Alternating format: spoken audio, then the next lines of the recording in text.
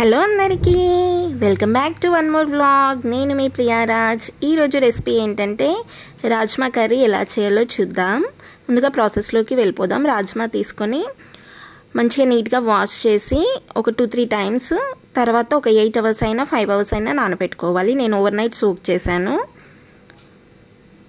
Next day morning curry చేస్తున్నాను. ప్రాసెస్లోకి వెళ్ళిపోదాం. ముందుగా టమాటాని ఆనియన్ని ఇలా మిక్సీ చేసుకోవాలి. మిక్సీ చేసుకొని పక్కన ఉంచుకోవాలి. తర్వాత ఒక ప్యాన్ పెట్టుకొని ఆయిల్ వేసుకోవాలి. ఆయిల్ హీట్ అయిన తర్వాత సాజీరా, లవంగాలు, ఇలాచీ, చెక్క, హోల్ స్పైసెస్ వేసుకోవాలి.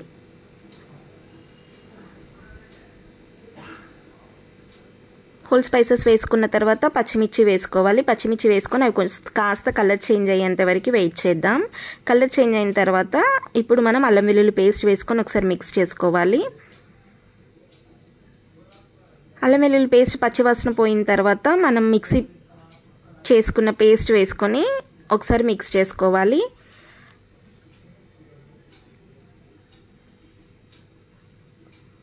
పేస్ట్ పచ్చి వాసన పోయేంత వరకు కుక్ చేసుకోవాలి. అంటే ఆయిల్ సపరేట్ అవుతుంది మనకి. ఆయిల్ సపరేట్ అయ్యేంత వరకు కుక్ చేసుకోవాలి. ఈ కర్రీ రైస్లోకి, చపాతీలోకి బాగుంటుంది. దోశలోకి కూడా తినొచ్చు. కానీ ఈ కర్రీకి కాంబినేషన్ ఎక్కువగా జీరా రైస్ అయితే బాగుంటుంది. చూడండి, ఇలా ఆయిల్ సపరేట్ అవుతుంది కదా. ఇంకాస్త పచ్చివాసన పోయేంత వరకు మనం కుక్ చేసుకుందాం.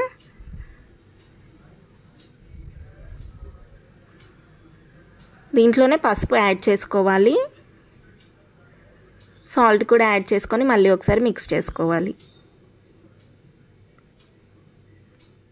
ధనియా పౌడర్ కూడా యాడ్ చేసుకోవాలి.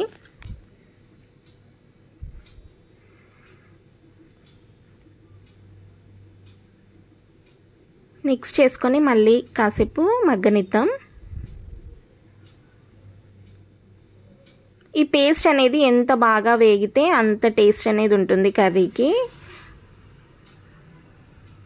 చూడండి, ఇలా ఆయిల్ అనేది మనకి సపరేట్ అవుతుంది కదా. ఇంకాస్త మగ్గితే సరిపోతుంది.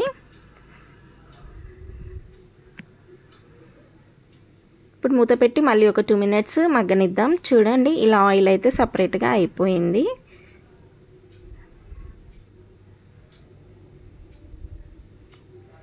ఇప్పుడు మనం నానబెట్టుకున్న రాజ్మా వేసుకుందాం. మీరు కావాలంటే బాయిల్ చేసి కూడా వేసుకోవచ్చు. ఇలా కర్రీ చేయొచ్చు. నేను ఆ వీడియో నెక్స్ట్ టైం పోస్ట్ చేస్తాను. లేదంటే మీరు కుక్కర్లో డైరెక్ట్గా ఒక 2-3 విజిల్స్ కుక్ చేసుకొని ఇలా కర్రీలా కూడా చేయొచ్చు. నేనైతే డైరెక్ట్గా చేస్తున్నాను. ఇప్పుడు మూత పెట్టి లో ఫ్లేమ్లో కాసేపు మగ్గించుకోవాలి. మగ్గిన తర్వాత ఆ ఫ్లేవర్ అనేది రాజ్మాకి పట్టాలి. తర్వాత మనము చిల్లీ పౌడర్ యాడ్ చేసుకోవాలి. చిల్లీ పౌడర్ యాడ్ చేసుకొని సాల్ట్ కూడా మీరు చెక్ చేసుకొని వేసుకోండి.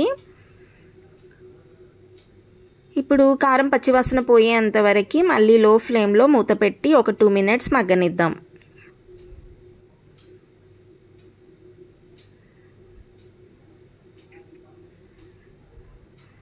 చూడండి, లో ఫ్లేమ్లో మగ్గిపోయింది కదా. ఇప్పుడు మనము కావాల్సినన్ని వాటర్ యాడ్ చేసుకోవాలి. వాటర్ యాడ్ చేసుకొని ఒక 3 విజిల్స్ పెట్టుకుంటే సరిపోతుంది. హై ఫ్లేమ్లో అయితే 3 విజిల్స్, లో ఫ్లేమ్లో అయితే 2 విజిల్స్ సరిపోతుంది.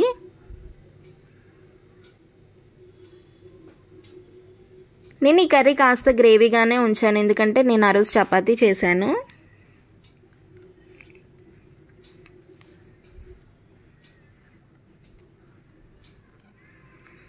కర్రీ చాలా బాగుంటుంది. ఇప్పుడు మూత పెట్టి ఒక 3 విజిల్స్ రానిస్తే సరిపోతుంది.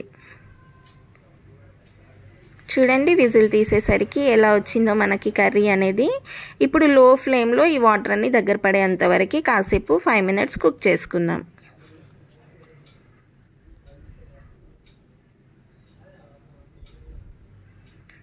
ఇప్పుడు కొత్తిమీర యాడ్ చేసుకోవాలి. మీరు కావాలంటే గరం మసాలా యాడ్ చేసుకోవచ్చు. నేను స్టార్టింగ్లో వేసాను కాబట్టి వేయట్లేదు. చూడండి, ఎంత బాగుందో కదా కర్రీ.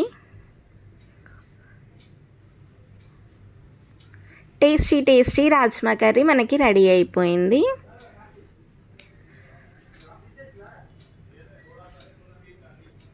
మీరు ఈ కర్రీని దేంతో అయినా సర్వ్ చేసుకోవచ్చు.